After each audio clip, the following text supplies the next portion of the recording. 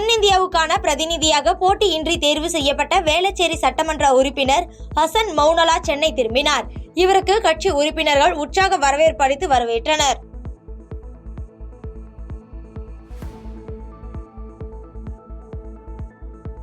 நில வணிகர்கள் நலசங்கத்தின் 3வது பொதுக்குழு கூட்டம் திருச்சி மத்திய பேருந்து நிலையம் அருகிலுள்ள தனியார் திருமண மண்டபத்தில் மாநில தலைவர் அப்துல் நாசர் தலைமையில் நடைபெற்றது.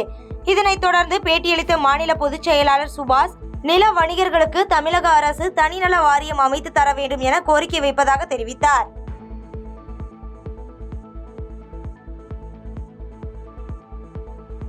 நாமக்கல் மாவட்ட அரசு மருத்துவக் கல்லூரி மருத்துவமனை வளாகத்தில் புதிதாக கட்டப்பட்ட பயணிகள் நிழற்குடையை பாராளுமன்ற மாநிலங்களவை உறுப்பினர் KRN ராஜேஷ்குமார் மற்றும் மாவட்ட ஆட்சியர் சா உமா திறந்து வைத்தார்.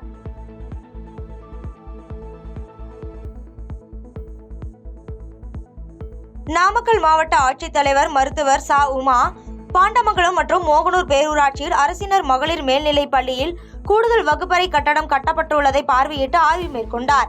அதனைத் தொடர்ந்து மோகனூர் பேரூராட்சியில் அம்ருத் திட்டத்தின் கீழ் மேல்நிலை நீர்த்தேக்க தொட்டி கட்டப்பட்டு வருவதை பார்வையிட்டு, மேலும் மோகனூர் பேரூராட்சியில் பூங்கா அமைக்கும் பணி நடைபெற்று வருவதை பார்வையிட்டு ஆய்வு மேற்கொண்டார்.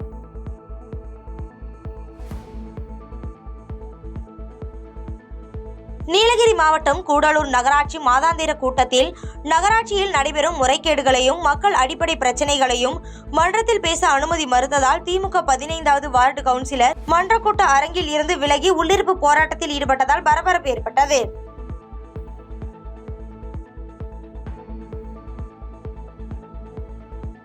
தேனி மாவட்டம் பெரியகுளம் அருகே வன விலங்குகளை வேட்டையாட நாட்டு வெடிகுண்டு வைத்த வழக்கில் கைது செய்யப்பட்ட நபர் கொடுத்த தகவலின் அடிப்படையில் தென்னந்தோப்பில் பதுக்கி வைத்திருந்த நாட்டு துப்பாக்கி பறிமுதல் செய்யப்பட்டு மின்வாரிய ஊழியர் உள்ளிட்ட 4 நபர்கள் கைது செய்யப்பட்டுள்ளனர்.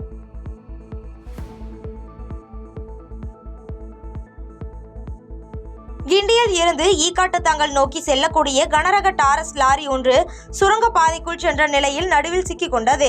இதனால் அப்பகுதி முழுவதும் சுமார் 2 கிலோமீட்டர் தூரத்திற்கு போக்குவரத்து நெரிசல் ஏற்பட்டது.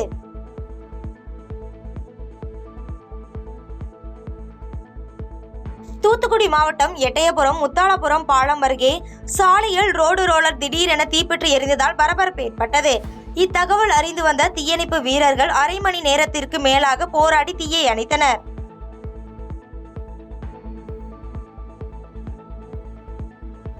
சிவகங்கை சார் பதிவாளர் அலுவலகத்தில் பத்திரத்தில் திருத்தம் செய்ய லஞ்சம் பெற்றதாக பதிவாளர் மற்றும் பத்திர எழுத்தாளர் கைது செய்யப்பட்டுள்ளனர். இதனைத் தொடர்ந்து லஞ்ச ஒழிப்பு போலீசார் இவர்களிடம் விசாரணை மேற்கொண்டு வருகின்றனர்.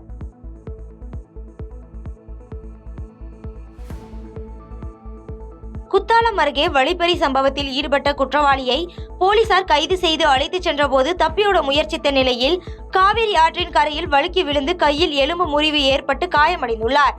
பின்னர் போலீசார் குற்றவாளிக்கு சிகிச்சை அளித்து நீதிமன்றத்தில் ஆஜர்படுத்தி சிறையில் அடைத்தனர்.